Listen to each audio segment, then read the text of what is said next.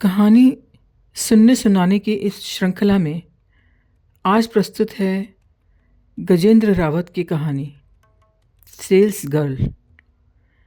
ये एक पढ़ी लिखी बेरोजगार लड़की की कहानी है जो माँ बाप और अपने गुजर बसर के लिए सेल्स गर्ल का काम करती है। ये कहानी जीवन के ज़रूरी सच को बड़े ही कलात्मक ढंग से सामने लाती है जो सुनने वाले के जीवन का हिस्सा बन जाती है। वह इस कहानी में स्वयं को ढूंढता है। आप भी सुनिए और इस सच को महसूस कीजिए। मैं चांद इस कहानी को सुनाने जा रही हूँ। लीजिए, पेश है सेल्स गर्ल। वे दरवाजे पर हुई खट खट की दस्तक सुन बड़बड़ाए, आता हूँ भाई, और कमर के पीछे एक हाथ रखते हुए सीधे खड़े हो गए। फिर छोटे छोटे कदमों से दरवाजे की ओर बढ़ते हुए फुसफुसाए, कौन होगा। देहली पर आकर उन्होंने जाली के दरवाजे को हाथ बढ़ाकर पूरा खोल दिया।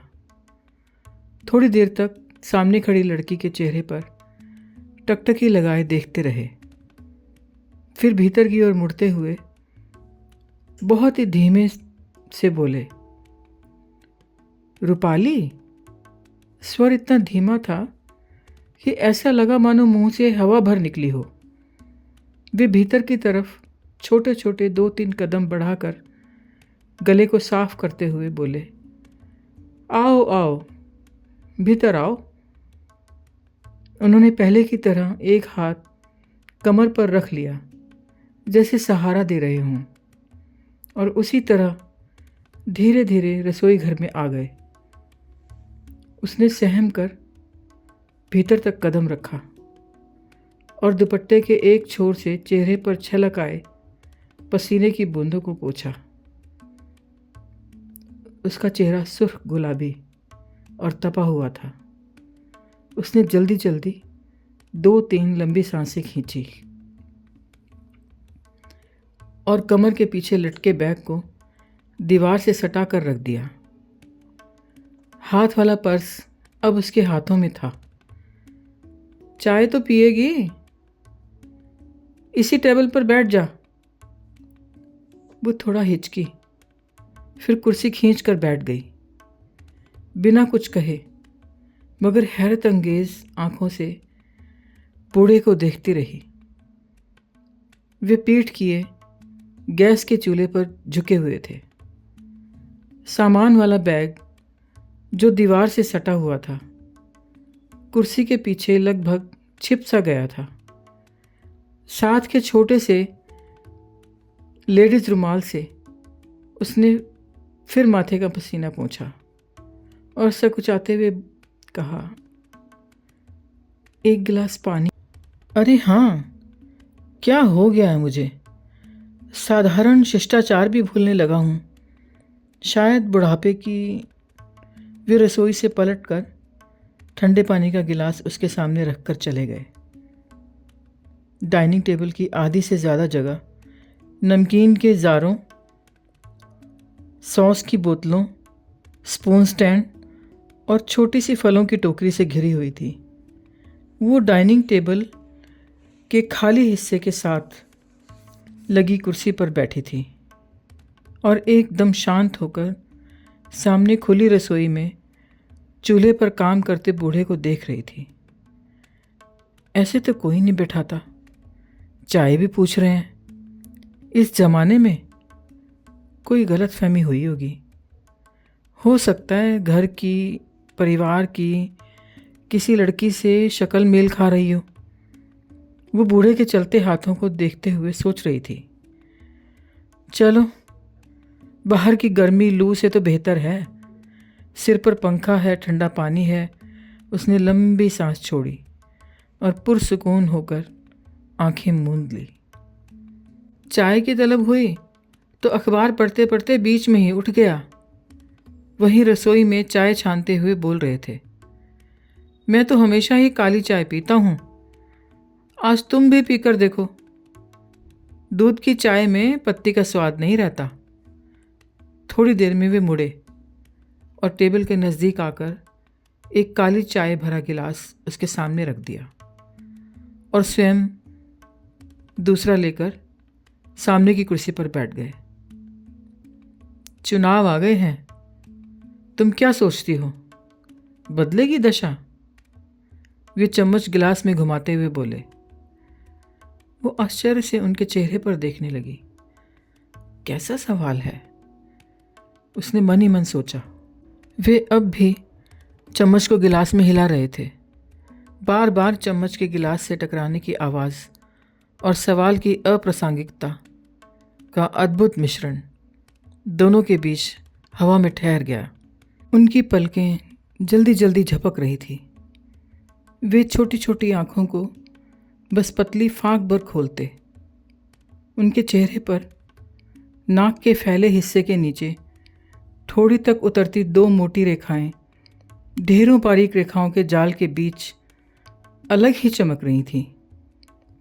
चम्मच ले लो तुम भी, उन्होंने स्टैंड की ओर इशारा करते हुए कहा। वो भी चम्मच से चीनी घोलने लगी।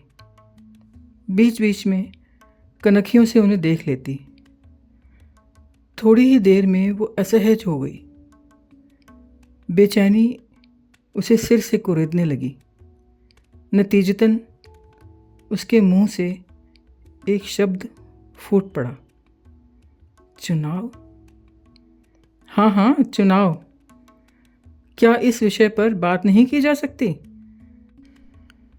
उन्होंने चम्मच नीचे रख दिया और गर्दन उठाकर उसकी धुंधली सी छाया में मानवाकृति सा गड़ने लगे। नहीं, ऐसी बात नहीं है। मेरा मतलब क्या? फिर कौन करेगा इन बातों को? वे जोर से बोल उठे, फिर संभल गए और स्वयं को नियंत्रित कर धीमे से बोले, अगर तुम जैसे पढ़े लिखे जवान लोग नहीं बोलेंगे इन विषयों पर तो कौन? जिन हालात में हम यहाँ बैठे हैं, क्या ये बहस यहाँ ठीक रहेगी? ये तो सभा सम्मेलनों के सवाल हैं। क्यों? क्या हो गया हमारे हालात को? वे बड़े आश्चर्य से बोले। फिर दिलचस्पी भी। क्या दिलचस्पी नहीं है?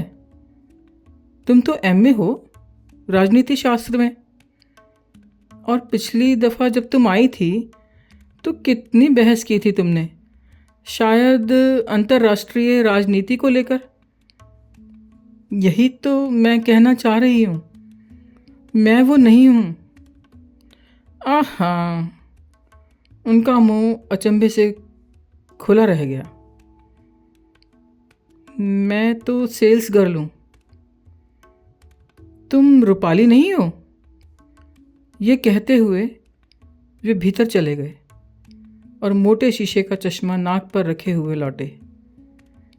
कुर्सी पर बैठकर गौर से उसके चेहरे को देखते हुए बोले, अरे हाँ, डॉक्टर ठीक ही कहता है। आंखें बनवा लो, अब तो बनवानी ही पड़ेंगी। वे फिर स्वयं पर ही धीमे से मुस्कुराए और बोले, खैर, क्या बेच रही हो तुम? Detergent powder. वो बड़े बैग को खिसकाकर अपने उल्टे हाथ के नीचे तक ले आई और इस बोझ से उठ खड़ी हुई कि यहाँ बैठना उसका अधिकार नहीं है। तार तार हुई गलतफहमी को उसे झूठा, धोखेबाज और गुनहगार साबित कर रही थी। ग्लानि के भाव से उसके चेहरे का रंग फक पड़ गया था, लेकिन इस अटपटी परिस्थिति से थोड़ा सा उबरते ही शिथिल पड़ा उसके भीतर का पेशेवर दोबारा से मुस्तैद हो गया। उसने बड़ा बैग नीचे से उठाकर डाइनिंग टेबल पर रख दिया और एक पैकेट निकालकर बोली, 1 किलो का पैकेट 80 रुपए का और एक साथ में फ्री। उन्होंने पैकेट हाथ में लिया और उलटते पलटते बोले, लग तो ठीक ही रहा है। कंपनी अपने प्रचार के लिए फ्री की स्कीम। वो उनकी तरफ देखते हुए बोली, चलो दे दो। कंपनी के लिए नहीं, बल्कि मैं तो तुम्हें देख कर ले रहा हूँ। कितनी मेहनत कर रही हो तुम। ये कहते कहते वो उठकर भीतर चले गए। बाहर आकर मुट्ठी में बंद 80 रुपये उसे थमा दिए। अरे तुम खड़ी क्यों हो गई हो? बैठो, बाहर आग बरस रही है। अरे चाय तो पियो। वे दोनों चाय पीने लगे। खामोशी पंखे की गर्म हवा में तैरने लगी। वो उनके गले में उतरती चाय का घूंट देख रही थी। अचानक उसकी आंखें आश्चर्य से उनके कान के नीचे स्थित 3 तिलों पर अटक गई। 3 तिल। टूटे हुए अक्षर उसके होंठों पर ठहर गए। थोड़ी ही देर में उसकी आंखें विस्मय से फैल गई। वो कुर्सी से खड़े होकर उत्तेजित स्वर में बोली, आप शर्मा सर हैं? श्री अनिरुद्ध शर्मा।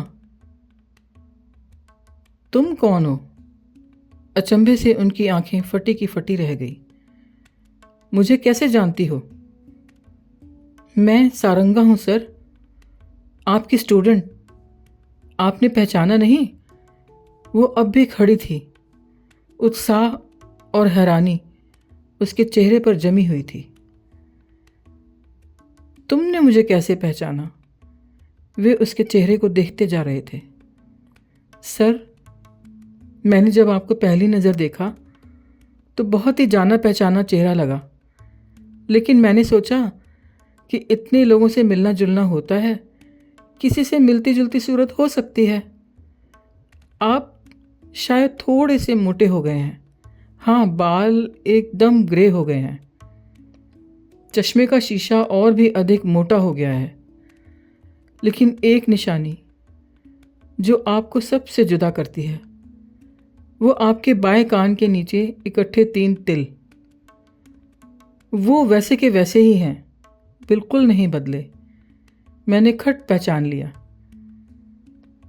पहले मैं रूपाली समझता रहा। वो आती है कभी कभी, मेरी भतीजी है। फिर तुम सेल्स गर्ल हो गई और थोड़ी ही देर में मेरी स्टूडेंट। सर, आप ओल्ड राजेंद्र नगर। हाँ भाई, मैं तो वहीं से रिटायर हुआ हूँ। तुम्हारा मिलना बहुत दिलचस्प हो गया है, उन्होंने चाय का गिलास ख़त्म करते हुए कहा। सर, आप अकेले रहते हो? एक बेटा साथ रहता है। वो परिवार समेत पहाड़ों पर छुट्टियां बिताने गया हुआ है। मैं बूढ़ा फ़िलहाल अकेला हूँ। खैर, ऐसे मौके पर अपने अकेलेपन को नहीं रोना चाहता। तुम अपनी सुनाओ, कौन से सन में थी तुम वहाँ? मैं 84 से 9वीं में आई थी। वो कुछ रुक कर सोच कर बोली, आर्ट्स थे तुम्हारे पास? जी सर, आपको याद होगा हमारी 2 क्लासें 3 मूर्ति पिकनिक पर गई थीं। आपने हमें नेहरू जी का सोने का कमरा, पढ़ने का कमरा, ड्राइंग रूम, हज़ारों पुस्तकों से भरी लाइब्रेरी और न जाने क्या क्या दिखाया था। दोपहर के वक्त वहीं लॉन में सभी को बिठाकर आपने एक छोटा सा भाषण दिया था। सच सर, वो मुझे अक्षर अक्षर याद है। वो अपलक उन्हें देख रही थी। आपने बताया था इतनी बड़ी बिल्डिंग सिर्फ एक व्यक्ति के लिए। 6 जनों के परिवार को एक ही कमरे में उम्र बितानी पड़ती है। वहीं नहाना धोना, सोना ओढ़ना, खाना पीना। उनके कपड़े पेरिस से धुलकर आते थे। हमें कपड़े धोने का पानी मुहैया नहीं होता। उनके चारों ओर ऐशो आराम, नौकर चाकर थे और हम भूख और गरीबी में घिरे रहते हैं। नेहरू जी का जीवन कहीं से भी मेल नहीं खाता हमारे जीवन से।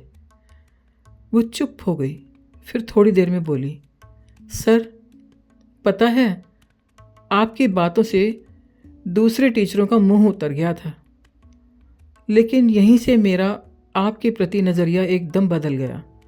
आप मेरे फेवरेट हो गए।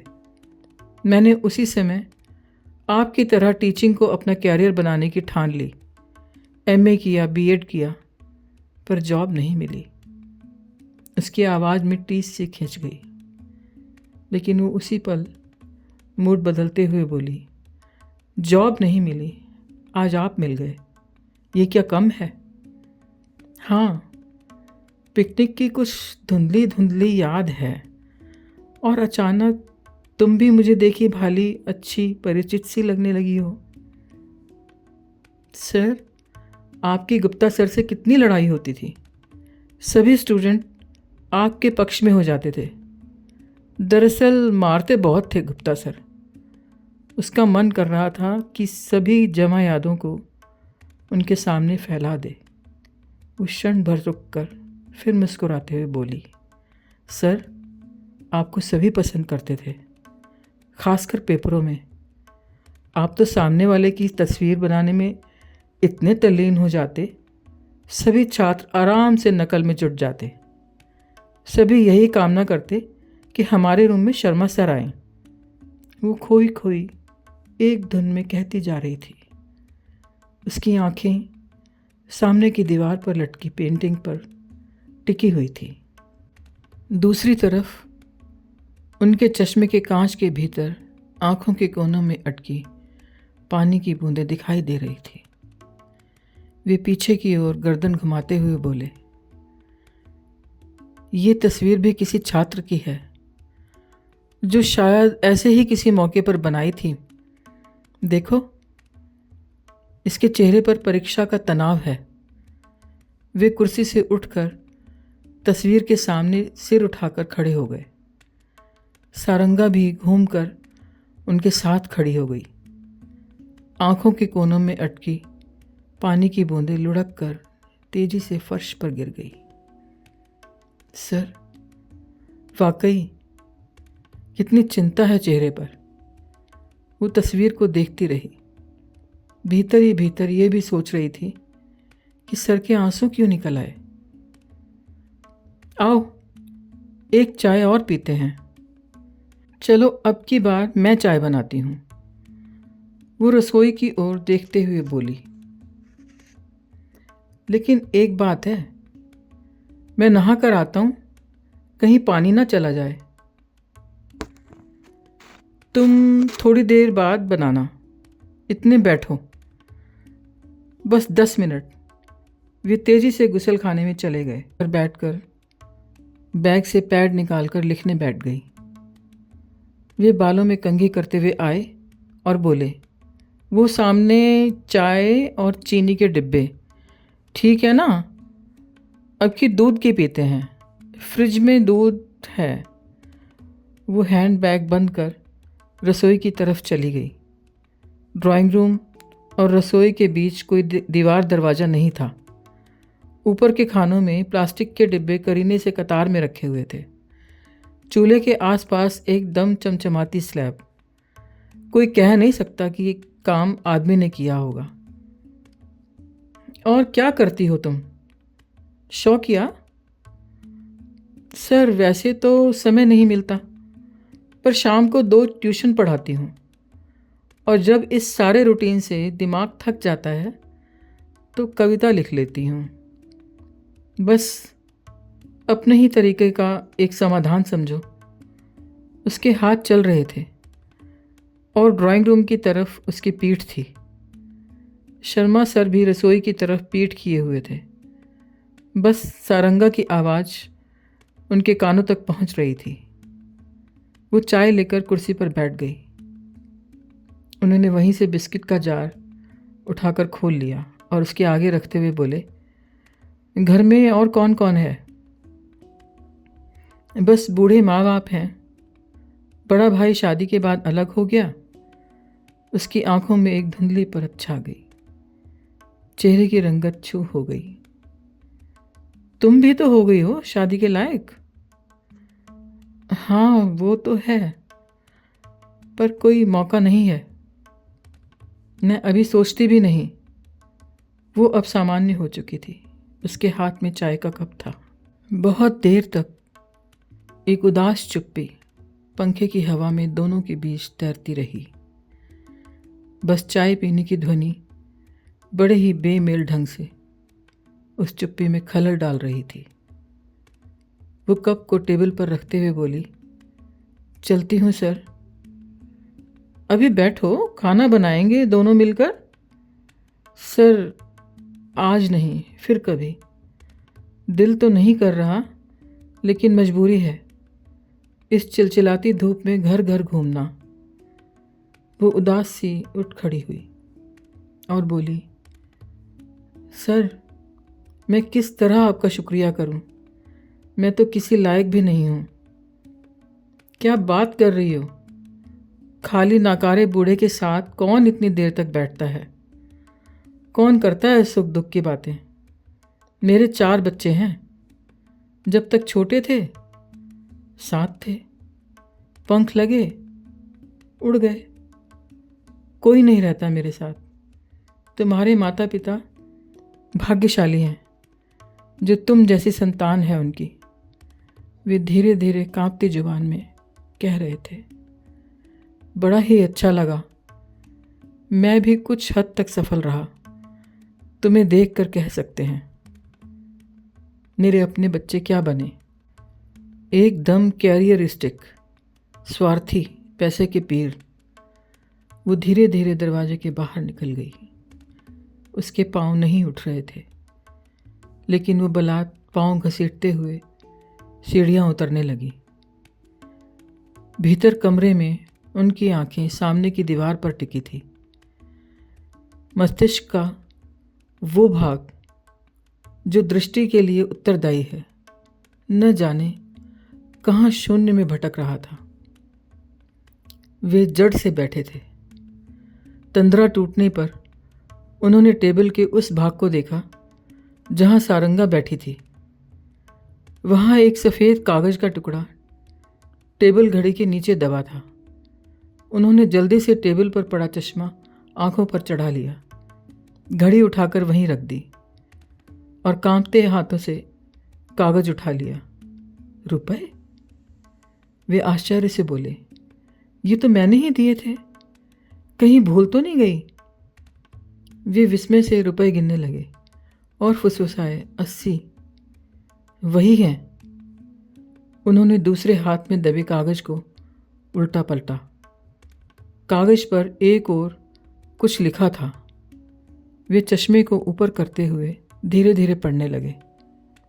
सर मुझे माफ़ करना, मैं आपके ये रुपए नहीं रख सकती, क्योंकि मैं पहले ही डिटर्जेंट पाउडर को बेच चुकी थी। आपने भी बिना किसी संदेह के खरीद लिया था। बाद में जब हमारा पुराना संबंध सामने आया तो मुझे बड़ा पछतावा हुआ कि मैंने ये आपको क्यों बेच दिया। ये डिटर्जेंट पाउडर निहायत एक घटिया किस्म का है। बस मिट्टी समझो, मिट्टी। कंपनी को सिर्फ लाभ से मतलब है। ये सरेआम बेईमानी है और थोड़े से कमीशन में हम जैसे बेरोजगार को एक घृणित काम में लगा रखा है। मैं एक बार फिर क्षमा याचना करती हूँ। इस काम को अभी से छोड़ने के निश्चय के साथ आपके घर से उठकर आई हूँ। यदि आपने माफ़ कर दिया तो दोबारा आने का साहस कर सकूँगी। आपकी सारंगा। वे उस कागज़ को उलटते पलटते रहे, फिर हाथों को रोक कर लिखे हुए अक्षरों को दोबारा देखने लगे। ऐसा लगा मानो अक्षरों पर कुछ बूंदें उभर आई हों।